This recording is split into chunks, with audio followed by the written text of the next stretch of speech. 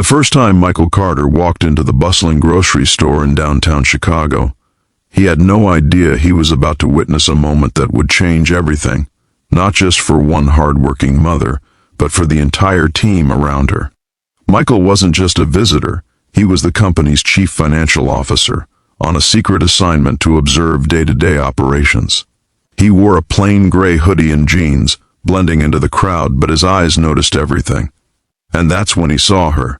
Hannah Brooks, the store cashier, standing behind the register, her posture straight but tired, her movements careful, precise, almost rehearsed. She was skipping lunch again. Michael's curiosity deepened when he noticed why. While the clock ticked past noon and customers lined up impatiently, Hannah would slip small containers from her bag and gently place them on the counter, not for herself, but for her little girl, who sat quietly on a worn chair nearby, coloring with crayons she had brought from home. Her daughter, maybe 5 years old, looked up at her mother with sparkling eyes and a grin that melted Michael's heart instantly. It wasn't just a meal. It was love served in plastic containers, a sacrifice Hannah made day after day, trading her own hunger to ensure her daughter never went without. Before the story goes further, if you believe in kindness, second chances, and the power of compassion, please hit like, comment, share, and subscribe to the channel. Trust me, this story will remind you why human hearts can be so beautifully resilient. Michael had spent years in boardrooms, crunching numbers and analyzing profits, but nothing in his life had prepared him for the raw, unpolished reality he was witnessing. Hannah had been with the company for nearly 3 years, quietly dependable, always smiling through exhaustion, yet always unnoticed by the higher-ups. She didn't complain, she didn't ask for help, she just did what she had to do. Each lunch she skipped, each tired step she took, told the story of her struggles. Michael could see the invisible weight she carried. Bills unpaid, her daughter's education, the constant juggling act of single parenthood. As the days passed, Michael returned in his undercover guise, pretending to be a regular shopper.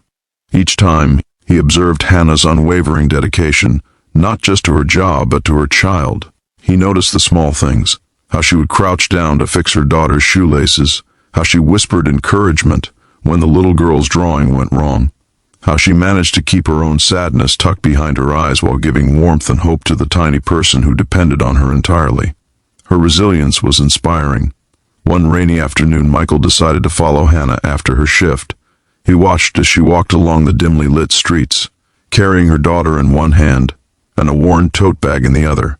They entered a small, cramped apartment where peeling wallpaper and a flickering lamp greeted them. He could see the tiny kitchen table stacked with unpaid bills, a single laptop open with job applications still pending, and a small backpack waiting for tomorrow's school. The sight struck him like a bolt. This was the reality of countless working mothers, invisible to society, invisible to corporate oversight, yet holding the world together with sheer determination. Michael knew he couldn't just walk away. Something stirred in him, a mix of admiration, anger at the unfairness, and an undeniable urge to act. The next day he returned to the store, this time lingering near Hannah's register, watching her exchange smiles and polite greetings with customers while her own fatigue lingered behind her eyes. He finally introduced himself, not as a CFO, but as a concerned observer who wanted to know her story. Hesitant at first, Hannah shared pieces of her life, her quiet struggles, her fears of being judged, and her endless hope for a better future for her daughter. Her words, her courage, struck Michael profoundly. He realized that here was a woman who didn't ask for recognition, yet deserved it more than anyone he had ever met in the polished corridors of corporate America. He decided then that he wouldn't wait for HR or bureaucracy to intervene. He needed to act personally, quietly, in a way that would lift her life from struggle to dignity. Weeks later, Michael orchestrated something extraordinary. He arranged for a surprise employee recognition day at the store, but this wasn't the typical awards ceremony. When Hannah arrived, expecting just another mundane workday, she was met with applause from her colleagues and a small stage decorated with balloons. Michael, still in plain clothes, stepped forward and spoke, not about sales numbers, not about profits, but about her dedication, her sacrifices, and her unwavering love for her daughter. He revealed the truth. He was the CFO of the company, and he had been observing her quietly, witnessing the extraordinary life she led beyond the register. Hannah's eyes filled with tears, shock mingled with disbelief. She tried to speak, but the emotions choked her words.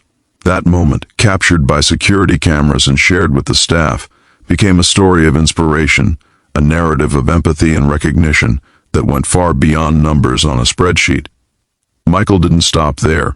He arranged for a promotion that would lift Hannah out of financial strain, offering a salary that reflected not just her competence, but her humanity.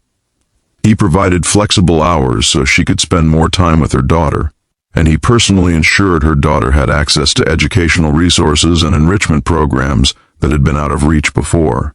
The transformation was immediate and profound. Hannah walked taller, smiled brighter, and finally allowed herself to breathe without guilt or fear. Her daughter, once quietly coloring in the corner, now thrived in an environment filled with opportunity and hope. The story of Hannah and her little girl spread throughout the company, inspiring colleagues to look beyond the surface, to notice the silent struggles of those around them. Michael's decision to act with compassion reminded everyone that leadership isn't only about decisions in boardrooms. It's about humanity, empathy, and the courage to lift someone when they are barely holding on. Before this story comes to an end, I want to ask you, if this story touched your heart, if Hannah's courage and Michael's compassion moved you even a little, please engage with this video. Comment below with what act of kindness you've seen or received that changed a life. Your story might just inspire someone else today. In the end, Hannah no longer skipped lunches, and her daughter no longer worried about empty plates. Their lives had been transformed not by luck, but by the observant eyes of someone who dared to notice, someone who acted when action was needed the most. And Michael?